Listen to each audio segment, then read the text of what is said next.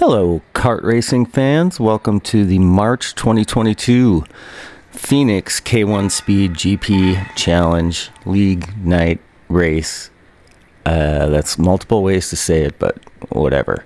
So, I qualified P5 this evening. By the luck of the draw, for the two qualifying sessions, I ended up with the same kart, Kart 13. I didn't love it.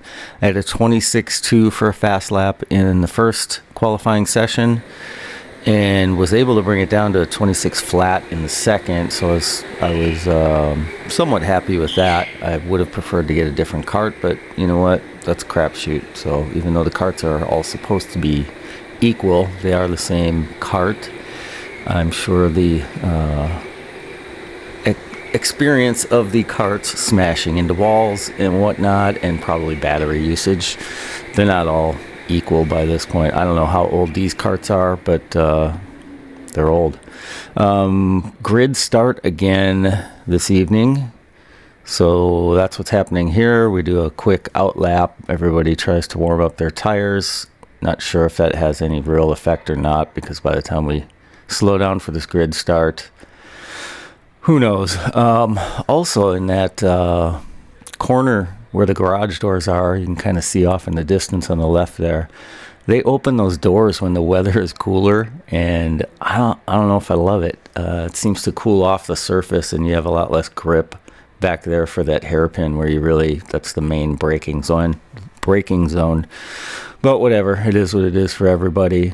So I've got Tyler right there to my left in Kart 19, Jason in front of us in Kart 9, Marissa is in P1, Michael Hayes in P2, and we're going to have Giovanni with the green flag up there. He's going to start the race for us.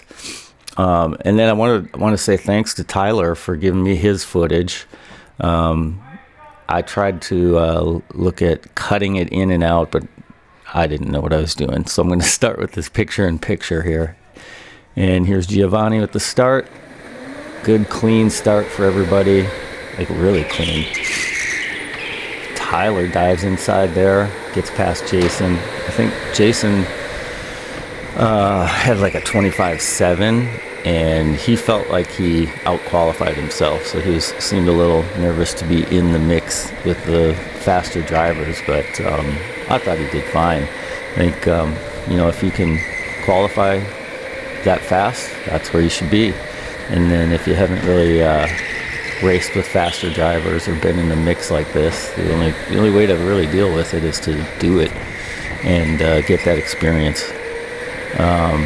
So he's doing all right here, keeping up so far, but I'm right on his bumper, and I'm hoping I can get a good place to overtake here. This kart felt much faster. Big moment there for Jason, smashing into the wall and put him out of position for that hairpin, so I was easily able to go past. I also thought it looked like he may have slowed down and felt like he just wanted to let the faster drivers get by and get back in a more comfortable position. I'm not sure, because typically at that hairpin, you can hold somebody off even if you end up going around the outside a little bit like that. So now I've got my work cut out for me. I'm into P4 and trying to chase down Tyler. Felt like I was way more comfortable in this kart. I could tell immediately that it was faster because I actually had to tap brakes in a couple of spots where in Kart 13 I was just lifting and no problem getting through turns. So here I'm taking the normal driving line on the outside there, cutting back in, nice and tight at that apex. I can see Tyler's going a little wide on these, and I can feel the gap closing as I'm just trying to chase him down here for a few laps. Pretty clean through there. He's just taking the normal line, nice and clean. I get through there, nice and clean. Everything's looking good. Marissa has pretty much, well, she hasn't pulled away yet. Looks like Michael's Michael's chasing her down. I did hear after the race, though, that Michael's cart basically died out on him. He wasn't able to keep pace. I think he had a 25.7 as a fast lap in this race, which he had qualified at a 25.5 or 6. And yeah, that's a shame when that happens and your cart dies out, but it's kind of luck of the draw on some of this for all of us. So now I've caught up to Tyler, and I see his head swinging back as he's checking to see where I'm at. And a little bump there. I saw his brake lights come on a little late, it looked like. But here I kind of show him I'm going up the inside, which I really didn't have the pace. He makes a good defensive move there, but taps that wall on the inside and puts him way out of position. So I tuck back in and just trying to stay nice and clean and wait for a good opportunity. Catch him again there, bump him a little bit, and then he gets through there a little bit wide. I go outside. I show like I'm going outside, just taking the normal driving line. He bumps that apex again, just a little bit, and then here we both have a little bit of a moment and tap that wall. Looks like, man, we were both getting kind of close to Michael there, but then with us fighting each other, I think we slowed ourselves down. I did kind of show inside there, but really wasn't planning on passing. So here I decided I'm close enough, I'm committing to the inside. And he tried to, I think, fake me out and go wide on the outside, kind of stay in and then swing out. But I had planned on staying inside, and if he stayed inside, I was just gonna, stay on his bumper. But worked out well for me, perfectly, as a matter of fact. So now I am feeling like I'm kind of in the clear. It's hard to tell, though, when you're racing. You really don't have any idea if that person's on your bumper or another 50 feet back or where, unless they're, like, literally on your bumper and tapping you. I don't do a whole lot of head checking to see where that person is unless I'm getting tapped on the bumper.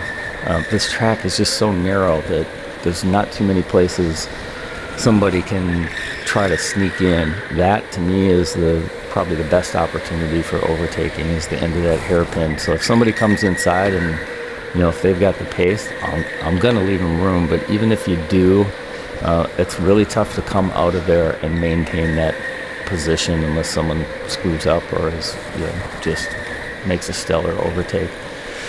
So around now, I'm thinking I'm getting closer to Michael, but it's I'm running out of laps, and I'm not catching up fast enough. And then, I'm just trying to stay clean. At this point, I think I did make a quick head check during a left-hand turn to see how Tyler was doing and whether he was coming back up on me. And there I go defensive because I know I'm running out of laps, and decided better safe than sorry at this point. At that point, I'm thinking I'm not going to catch Michael. I don't have enough laps to rein him in, although I'm closing the gap there, but just not enough. So I decided to just maintain. And then, that was it. So 14 laps with that grid start, and Tyler coming up on the right. And it was a good battle. That was a lot of fun. Jason too. That was a good fight. I think he felt a little bit nervous, but man, he did great and had a good pace. Tyler and I talking about what happened there, and I think he knew it. He knew he tried to fake me out one too many times, and didn't work. But it was a good battle. Really good, really fun race, clean. It was good times. There's a disappointed Michael. His cart just died out on him. It's a bummer. So I ended up in P3 and wasn't even really thinking I was in P3. Like, I didn't really care about my position at the time because it was just such a good battle with Tyler and trying to get in front of him that I didn't really think about where my actual position was. So I think that's maybe a fourth, a third on the season now. I can't remember. I know I'm in third overall on points. Tyler unfortunately missed a race in February, so he lost opportunity for any points there, so that sets him back a little bit. But otherwise he's right on me, and definitely in a position to catch up here with 9 months to go. And then a quick update on the relocation. So my last video, I said this could be the last race at this location. Well, it wasn't. And the manager there, Liam, wasn't sure if they were going to make it over there. It sounds like their lease is up. They're on a month-to-month right now as they're trying to get the new location wrapped up, which I think all of us are excited about. There's a little talk about that. They're supposed to get some new carts in for the new location, and if those don't come in time, they'll move these carts over. But I know I'm excited about the opportunity to be on some brand new tracks. That'll throw things for a loop. And then the fact that they'll have 2 tracks out there is going to be pretty cool. So I assume we're going to be alternating different tracks for league night. So yeah, it'll be fun to have everybody start from zero, start from scratch. That's Jason. We also found out Jason is moving to Massachusetts before the next race, so he won't be with us, but he'll be tearing things up out in Boston, so good for him. It's good racing with him though. It's Marissa and Michael. Marissa P1, Michael P2, not only for this race but for the season. And I'm trying to chase them down, but I got my work cut out for me. So thanks for hanging in there. Thanks again to Tyler for his footage, and look for his video. When I figure out where that is and how to do it, I'll link it in the description so you can follow his too. That's it. Oh, one other thing is, I think what I'm going to do is start probably a Facebook group. I'm not sure a better way to do this. If someone's got an idea, chime in, let me know. But I'd like to start collecting all our contact information, or create a group so that we, all the rental cart people. So if you're racing at Octane or racing at K1, it'd be good for us to form a group so that we can kind of coordinate, do our own thing. So whether that's at either one of those tracks, whether that's on a league night or something officially sponsored, or whether we want to do our own thing. So I thought it'd be good for us to all be able to communicate with each other. So let me know. Cool. Fun times. We'll see you on the next one.